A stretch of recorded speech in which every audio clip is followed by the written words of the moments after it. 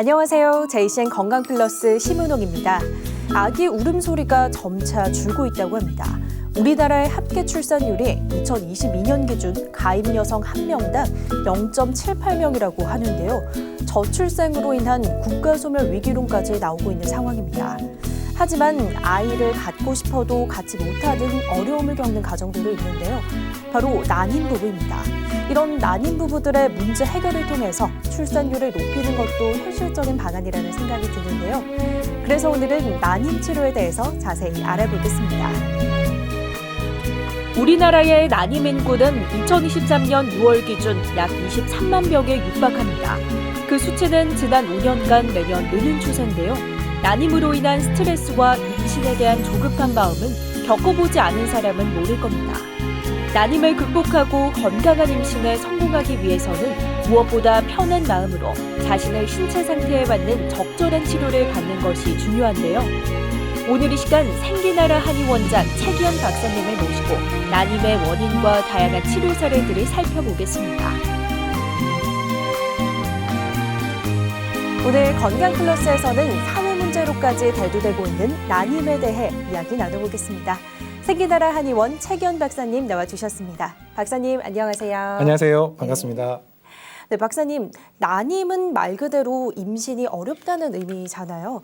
의학적으로는 어떤 상태를 난임이라고 하나요? 네, 난임은 피임을 하지 않은 상태에서 1년 이상 임신이 되지 않는 상태죠. 단 만 35세 이상에서는 6개월을 기준으로 삼습니다. 그게 넘으면 난임이 됩니다.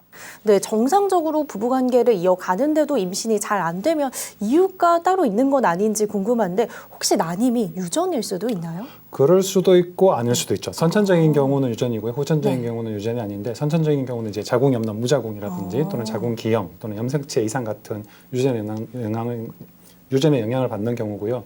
고령으로 인한 그 생식 능력이 감소되는 거거나 또는 유산이 잦아지거나 또는 장기간의 스트레스나 또는 비만 또는 운동 부족 또는 반려동물을 사용하는 뭐 샴푸나 화학약품 같은 이런 환경오염이 증가하는 경우로 인해서 난임이 증가되고 있는 경우도 있죠. 네. 말씀해 주신 것처럼 선천적인 이유도 있고 또 후천적인 상황으로 좀 문제가 생기기도 하는데 난임의 원인 또 어디서 찾아볼 수 있을까요?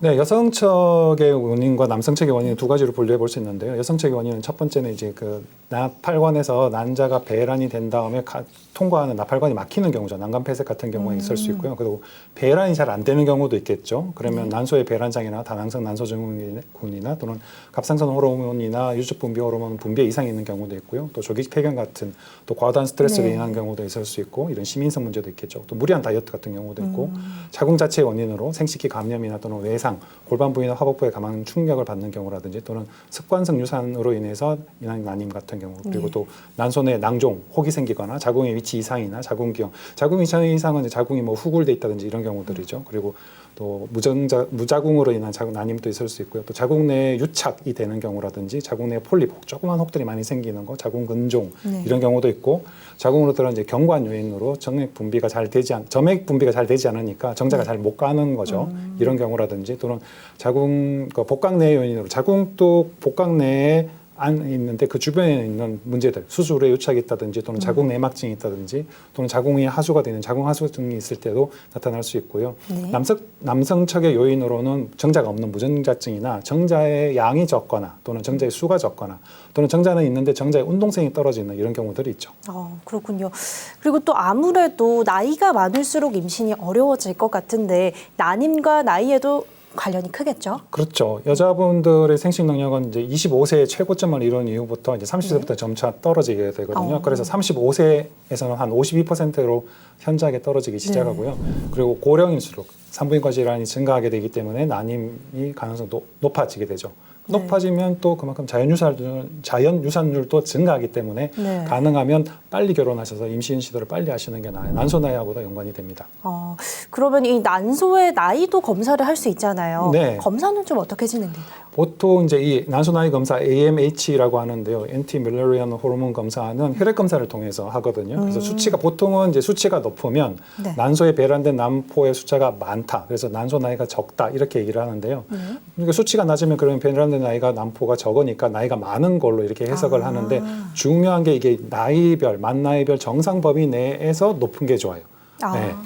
이 검사는 난자의 네. 양을 보는 거지 난자의 질을 보는 건 아니거든요. 양으로만. 숫자가 많다 이것만 보는 거라서 네. 이게 높다고 해서 다 좋은 거다라고 단정 지을 수는 없죠. 예를 네. 들어서 다낭성 남소 증후군 같은 경우는 난자 수가 많아서 AMH가 높은데요. 네. 이 배란이 잘 안 되는 경우죠. 한 가지 이제 제가 예를 들어봤는데 이 AMH가 6.04로 나왔다면 이제 이걸 해석하는데 정상 범위에 따라서 달라요. 만 33세라면 정상 범위가 0.07에서 7.35 사이에서 조금 높은 쪽에 있잖아요. 그러니까 이런 분들은 임신 가능성이 상당히 높아요. 그런데 만 42세라면 정상 범위가 3.27 이하거든요. 그런데 6.04면 정상 범위보다 너무 높죠. 그렇죠. 그럼 이건 이상이 있다고 보는 거죠. 그래서 이런 경우는 다낭성 난소 증후군이나 이런 걸 의심해 볼 수 있죠. 동일하게 만 나이가 33세인데 호르몬 AMH 수치가 25세 거로 나온다면 이것 경우도 같은 경우라고 해석하면 됩니다. 이렇게 사람의 나이에 따라서 수치를 해석하는 게 이렇게 달라지는 것 같은데 그렇다면 난소 나이에 따른 임신 성공률은 좀 어떻게 되나요? 난소 나이가 한 32세 정도까지는요, 임신 출산 성공률 보통 한 20%가 넘는데요. 그 이후로 이렇게 35세 되면서 이렇게 쭉 내려가게 되죠. 그래서 36세가 되면 9.8%로 많이 내려가게 됩니다. 그래서 37세가 되면은 한 7% 정도, 출산 가능성은 한 3% 정도죠. 임신했다고 다 출산하는 게 아니고요. 유산율이 어느 정도 있거든요. 이게 유산율이 나이가 들수록 높아지기 때문에 임신 시도는 가능하면 빨리 하시는 게 좋고. 가능하면 빨리. 그게 좋습니다. 네, 앞서 다양한 난임의 원인을 짚어주셨는데요. 이 원인에 따라서 치료법도 달라질 것 같습니다. 양의학에서는 주로 난임 부부들의 임신을 위해 시험관이나 인공수정 등을 시도하는데요. 그러면 한의학에서는 어떻게 난임 치료를 하는 건가요? 네, 한의학에서는 이제 자궁만 보는 게 아니라 자궁 내막 상태 그리고 주변에 있는 전체 상태를 같이 보죠. 그래서 이제 어혈이나 자궁 내막의 상태가 깔끔하게 정리가 안 된 경우라면 이를 먼저 정리를 해주는 게 좋기 때문에 생리가 잘 나가게 해줘야 되고요. 그리고 자궁이 차가운 경우는 태펴줘야 되고 또 너무 이렇게 음식을 적게 먹거나 기혈이 약해져 있는 경우라면 좀 그래서 임신 유지가 어렵거나 또 임신이 잘 안 되는 경우라면 이런 이제 복도도 줘서 튼튼하게 해주는 치료를 하게 되죠. 그러면 한약 치료도 함께 할 것 같은데요. 임신에 도움이 되는 한약이 혹시 따로 있을까요? 네, 그런 한약도 특별히 있죠. 그쪽이 약한 분들을 위해서 그쪽만 좋게 해주는 경우도 있고 또 어떤 사모님들은 거기만 아니라 자궁 쪽만 약한 게 아니라 이분이 스트레스가 아주 많고 그다음에 예민하고 그러면 이런 부분들을 조금 다독 끓여주면서 안 조절해주면서 치료를 해줘야 되고요. 또 너무 비만이면 살을 조금 빼주시는 게 좋고요. 또 한습하다 그러죠. 차가우면서 습한 기운이 있으면 추우니까 우리 추울 때 오늘처럼 춥고 비가 오고 그러면 불을 떼잖아요. 그래서 따뜻하게 해주면서 습기를 빼주는 쪽으로 그렇게 해주면서 예비 산모님들의 전신의 건강 그리고 심신의 건강을 개선시켜주는 게 임신이 될 수 있는 첫 번째 기본이 되죠. 그리고 구조적으로도 호르몬 분비를 안정화시켜주기 위해서 양쪽 턱관절의 균형 회복이 필요합니다. 난임과 턱관절에도 연관성이 있는 건가요? 그렇죠. 아주 중요한 연관성이 있죠. 사람들이 잘 모르는 부분이기도 한데요. 우리 몸에 이제 그 턱관절이 뇌에 난임에 영향을 미치는 데는 두 가지 큰 기전이 있는데 첫 번째는 턱관절 자체가 호르몬 분비에 영향을 크게 주게 됩니다. 양쪽 턱관절은 1분에 2번 껴있을 때는 잠잘 때는 1분에 한 번씩 우리가 침을 삼키면서 자극을 주게 되는데 이 턱관절에 C5라고 하는 감각세포가 뇌에다가 신호를 주게 되죠. 그래서 이 부정적인 신호들이 없어지게 해주는 게 필요하거든요. 또 이 침 삼킬 때 아래쪽 치아에 걸리는 힘들의 벡터의 합이 뇌하수체와 시상하부에 자극을 줘서 호르몬 분비를 영향을 주게 됩니다. 이게 첫 번째고 두 번째는 척추의 구조적인 연관성인데요. 난임은 그레이 해부학에서 흉추 12번하고 연관이 됩니다. 흉추 12번은 척추의 분절적 촉진에서 요추 5번에 영향을 주고요. 자궁하고 부속 장기물들은 요추 3번에 해당이 되는데 요추 3번에서 5번 상태는 로페사 반응계에 의해서 경추 1번하고 3번하고 같이 움직이게 됩니다. 경추 1번이 뇌나 뇌하수체 전엽 그리고 교감신경계, 혈액 공급로 같은 것과 연계가 돼서 결국 자궁의 상태나 장의 상태는 경추 1, 2번에 조절하는 양쪽 턱관절의 영향을 받게 되는 겁니다. 그러면은 턱관절 균형이 호르몬 분비나 뭐 자궁 질환과도 연계가 된다는 얘기네요. 그렇죠. 그러면 결국 난임이 몸 전체로 연결된 질병군이라고 할 수 있겠네요. 네, 정확합니다. 난임은 자궁만의 문제가 아니라 자궁에 문제가 있는 경우도 있지만 그것보다 자궁으로 가는 이제 혈관, 혈액 또는 혈액을 만들어내는 골수나 또는 비장 또는 그 혈액을 만드는 재료를 섭취하는 소화기의 문제 또 혈액에다 신선한 산소를 넣어주는 폐와 기관지의 문제, 또 이를 조절해주는 뇌 등의 전신의 건강 상태가 반영돼서 나타나는 거죠. 예, 그러면은 좀 크게 봤을 때 이 혈액순환이 잘 되면 임신이 잘 되지 않을까 이런 생각도 드는데 어떻습니까? 네, 맞습니다. 동의보감에서도 네. 그 후사를 구하기 위해서는 먼저 생리를 고르게 해야 된다라고 말하고 있거든요. 생리가 네. 규칙적이 돼야 되죠. 생리가 규칙적이라고 하는 때 첫 번째가 신체 모든 부분에 혈액 순환이 잘 되는 거고, 그러면 손발도 네. 따뜻해지고요. 자궁 입장에서 보면 혈액 순환이 잘 되고 나간 네. 것도 잘 나가게 되니까 인풋 아웃풋이 좋아지니까 균형이 되면서 좋아지는 거죠. 결국 우리 몸은 숨도 들이마시고 내쉬고 먹고 마시는 것도 잘 배출돼야 되고, 그리고 잠자고 네. 일어나서 이동하고 사는 것도 이런 균형과 순환의 문제죠. 이게 잘 될 때 건강해지게 됩니다. 네, 옛 어른들 말씀에 여자들은 아랫배가 따뜻해야 임신이 잘 된다 이런 말 하셨었는데 난임이 장이나 자궁 건강과도 깊은 관련이 있다는 뭐 그런 의미인가요? 그렇죠. 난임이 아주 중요하죠. 자궁이라는 글자를 보면 아들 자자의 궁궐 궁자거든요. 아기 네. 궁궐이죠. 궁궐이 난방이 안 되면 네. 살기 힘들죠, 겨울에. 동일하게 자궁도 아랫배가 따뜻해야 되는 거죠. 그래야 아기가 잘 살고 잘 성장할 수 있게 되는데 네. 이 자궁의 상태가 좋아지기 위한 선결 조건으로는 자궁만이 아니라 매일매일 변하는 장의 상태가 자궁보다 뒤쪽에 있는 게 대장이거든요. 그러니까 대장의 연동운동성이라든지 장의 상태가 좋아져야 되죠. 그중에서 특히 이제 장하수 증상이 있는 분들은 좀 네. 문제가 많은데 이게 좋아져야 됩니다. 그래서 장이 연동운동이라든가 흡수 기능들이 영향을 받게 되죠. 우리가 음식을 먹고 나서 토하거나 설사하면 아주 묽은 형태의 반죽으로 나오잖아요. 그게 예. 정상적인 변은 가래떡의 형태로 굳어져서 나오는데 이게 삼초경락에 따뜻한 찜 찌듯이 하는 그 온후직이라는 기운에 의해서 따뜻하게 데펴주면서 쪄져서 나오는 거거든요. 그래서 아랫배가 따뜻해지면 아랫배에서 뻗어나온 발가락이나 이런 부분이 따뜻해지는 거죠. 그래서 수족냉증, 특히 족화냉증이 있는 경우가 네. 요초분하고 관련되는데 이게 흉추 12번 장질환하고 장질환 난임하고 연계되기 때문에 이 발이 차가우면 장질환 문제, 난임의 문제가 같이 연결되는구나라고 볼 수 있는 거죠. 이 또 장이 굉장히 중요한 것 같은데 그리고 사실 난임 치료라고 하면 여성을 먼저 떠올리게 되잖아요. 네. 그런데 남성 중에도 난임 환자가 많다고 하더라고요. 어떤가요? 네, 맞습니다. 요즘은 이제 인식 개선이 좀 많이 되기는 했는데요. 네. 과거에는 임신이 아니면 다 여자 책임인 줄 알았는데 그게 아니라 이제 남성이 이제 난임의 원인이 되는 경우도 많죠. 씨앗이 좋지 않은 경우 이런 경우라고 볼 수 있겠죠. 그러니까 난임의 원인을 찾아보기 위해서 검사를 해보면 대략 남성 문제가 한 40% 내외 되고요. 여성의 문제도 한 40%두 가지 꽤 복합적으로 비슷하네요. 예, 같이 있는 경우도 많죠. 그리고 난임이 이제 의심이 되면 원인을 정확하게 찾아서 치료를 해야 되는데 그래서 난임이 있게 되면 같이 비뇨기과에 가셔가지고 남편분이 정액 검사를 한번 받아보시는 것도 좋습니다. 양이 많다 하더라도 네. 그 안에 정자의 활동성이 너무 떨어진다든지 또는 정자의 수가 적다든지 네. 시 없는 수박처럼 되는 경우도 있기 때문에 체크해 보시는 게 좋습니다. 문제가 있으면 여성, 남성 둘 다 한번 검진을 받아보는 네. 게 좋겠습니다.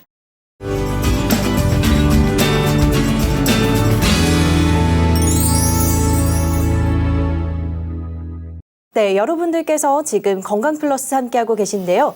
난임 치료에 대한 이야기 나누고 있습니다. 박사님께서도 난임 치료를 많이 하고 계신 걸로 알고 있는데 한의학 치료를 통해서 난임의 임신 성공률은 어느 정도나 되나요? 네, 2013년도 오스트레일리아에서 나온 논문을 보면요. 네. 난임 여성 4,247명을 대상으로 한 연구 결과인데 양방 치료만 한 경우는 네. 33% 정도였는데요.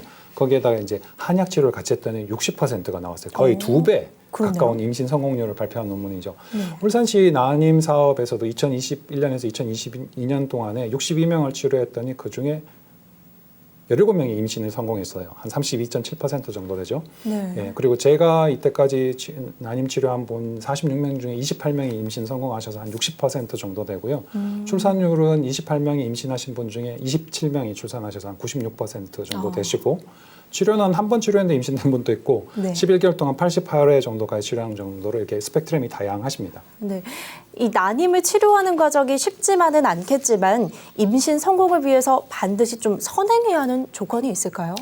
네, 임신을 위해서는 첫 번째가 생리가 주기가 일정해야 되고요. 그 생리 시에 이제 불편함, 덩어리라든지 아니면 생리통이나 요통이나 머리 아프거나 소화가 안 되거나 예민해지거나 하는 이런 증상들, 짜증 나는 이런 생리 전 증후군들이 사라져야 되고요. 두 번째가 손발 차가운 게 좋아져야죠. 손발 차가운 게 좋아진다는 경우는 심장에서부터 제일 멀리 있는 손끝, 발끝까지 혈액순환이 잘 된다는 얘기니까 자궁이 당연히 좋아질 것이다 라는 걸 알 수 있는 거고 네. 세 번째는 얼굴 좋아졌다는 얘기를 많이 줘야 되죠.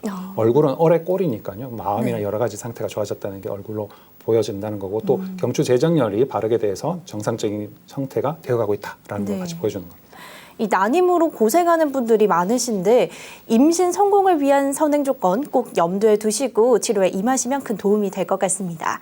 그러면 이제 실제 사례를 통해서 난임 치료에 대한 궁금증을 풀어보려고 하는데요. 박사님, 난임이지만 간단히 이 한약 치료만으로 임신이 되는 사례도 있을까요?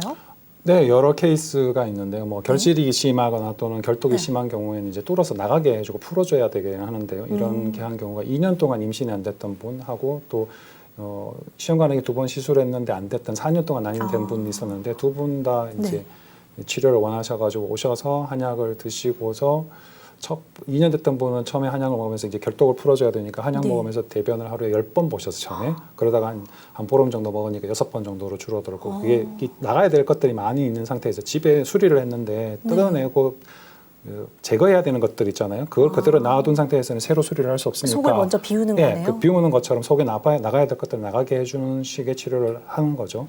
그렇게 해서 임신해 주시고 두 분 다 1년 후에 산후조리학 지역으로 오셨었고요. 그리고 둘째를 원하시는 분들 중에서도 임신 한약만 드시고서 둘째 딸을 낳으셨던 분도 있으시고 뭐 어렵지 않은 분은 이런 분도 있으시고 또 우즈베키스탄에 계신 분도 출산 후에 한 달 만에 아들이 죽었어요. 이분도 이제 우즈베키스탄 멀리 계시기 때문에 한약을 이제 환으로 만들어서 보내드려가지고 임신 성공하시고 출산하신 분도 계십니다. 네.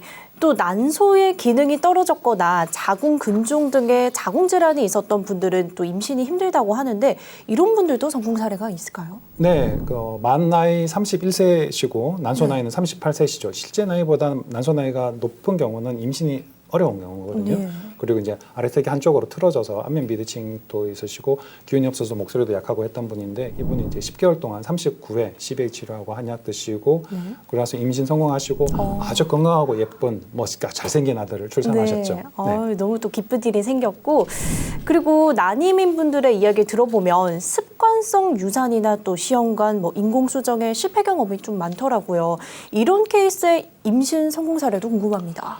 네, 시험관 시술 한번 받으시고 인공수정도 한번 받으시고 오신 선생님이신데 이분은 이제 11개월 동안에 88회 치료 받으시면서 증상이 한 80까지 있었어요. 이게 체크리스트가 쭉 있는데 이런 증상들 중에 많은 증상들이 줄어들면서 컨디션도 많이 보존되시고 난 다음에 생리하시고 자연 임신 시도하셨는데 이제 임신하셔서 출산하셨어요. 40살에 하셨어요. 그리고 또 다른 분은 38세에 결혼하시고 나서 2년 10개월 동안 임신 시도했는데 안 돼서 한의원에 오셔가지고 한 2달 20일 만에 임신이 되셨는데 엑스레이 상에서도 보면 장외 하수가 조금 개선되는 게 보이고요. 이렇게 아들을 또 출산하신 경우도 있죠. 그리고 7년 전에 9주차 계류 유산이었던 분도 이제 재혼 후에 3년 동안 안임이셨는데 CBA 치료 8주 만에 임신 성공하시고 아들을 출산하시기도 하셨죠. 주변에서 이제 격려해 주시고 기도해 주시면 좀 빨리 임신이 됩니다.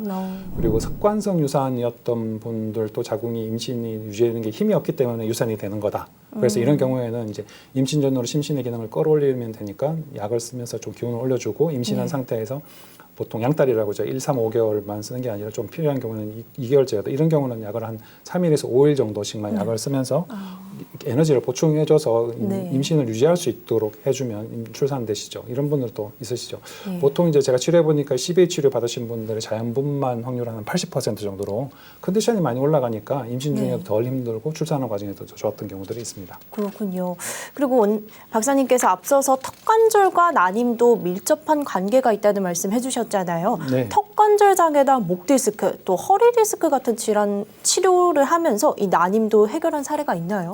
네, 보통은 이제 따로따로라고 생각을 하기 쉬운데 3급 부정교합인 분 생각이 나는데 턱이 이제 앞으로 나와 있으면서 턱관절도 아프고 또 허리도 아프고 이분은 이제 둘째 아들 낳기 전에 유산 2번 하셨고 딸들 낳고 나서 또 유산 2번 하셨던 유산 4번 하셨던 분인데 골반도 아프고 허리도 아프셨던 분이시죠. 이제 치료 후에 턱관절 통증하고 골반 허리 통증 사라지면서 셋째 임신하시고 셋째 아들 출산하셨고요. 또 다른 분은 이제 턱관절 통증이 심하고 손발이 되게 차가워서 남편분이 원장님 이거 치료하면 손발 따뜻해지냐고 이렇게 물어보시더라고요. 당연히 따뜻해진다고. 그래서 치료하니까 손발이 차가웠던 게 따뜻해지기도 했고 이분은 이제 얼굴이 정말 좋아졌어요. 꼭 성형수술 받은 것처럼 얼굴 부은 것도 줄어들고 눈동자도 커지고 그리고 그런데 이제 치료 3개월 끝난 다음에 치료 2달 지났는데 왜 임신 안 되냐고 전화해가지고 물어보시더라고요. 그래서 조금만 더 기다려보자고 그랬는데 4주 지나고 나서 임신 8주 됐다고 연락 주셨죠. 그리고 나서 이제 출산하셨죠. 감사한 일입니다. 그 외에 또 지병이나 사고로 임신이 어려웠던 분들도 계실 것 같은데요. 관련 치료 사례들 몇 가지 좀 더 소개해 주시죠. 네, 이분은 이제 37세 6개월 된 분이었는데 결혼한 지 이제 만 9년 7개월 됐죠. 29에 결혼해서 39까지 아기가 안 생겼던 분인데 갑상선 기능 저하증, 하시모토 갑상선 기능 저하증 이런 자가 면역 질환이죠. 그거를 4년 동안 양약 복용하시고 오셨는데 남편 두통 때문에 치료받으러 오셨다가 같이 치료받으셨어요. 3개월 치료하시고서 건강한 아들을 자연분만 하셨고 산부인과 선생님이 자연분만한 산모들 중에서 제일 건강하다고 둘째 셋째도 낳아도 되겠다고 이렇게 얘기하셨던 분도 있었죠.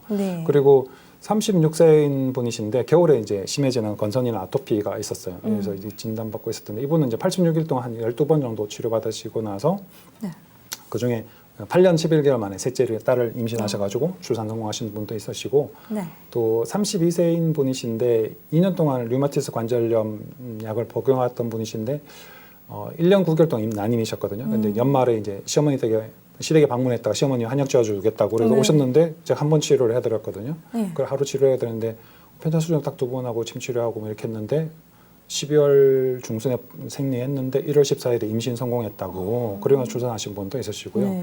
작년에는 또 이제 교통사고로 2주 치료 받으러 오셨는데 이분 치료하고 나서 한 2달 있다가 오신 거예요.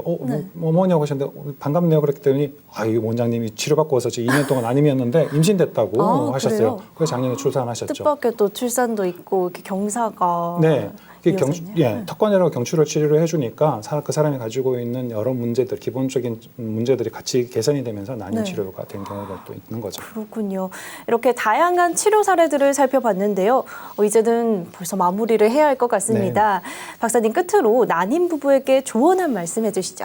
네, 한인 난임 치료 하시는 분들 중에 바로 임신하는 분들도 있고요. 한인 난임 치료 후에 양방 치료를 해서 임신을 성공하시는 분들도 있고 그러시거든요. 그래서 난관 폐색 같은 문제가 없다면 먼저 출산을 준비하기 위해서 몸을 만드는 게 필요하고 그 이후에 필요하다면 이제 양방 시술을 하는 게 좀 더 효과적이라고 봅니다. 호주 논문에서도 같이 했을 때 60%라고 하잖아요. 그 좋죠. 그리고 부부가 같이 사랑하는 마음, 위하는 마음으로 기도하고 축복하면 더 좋습니다. 서로 사랑합시다. 감사합니다.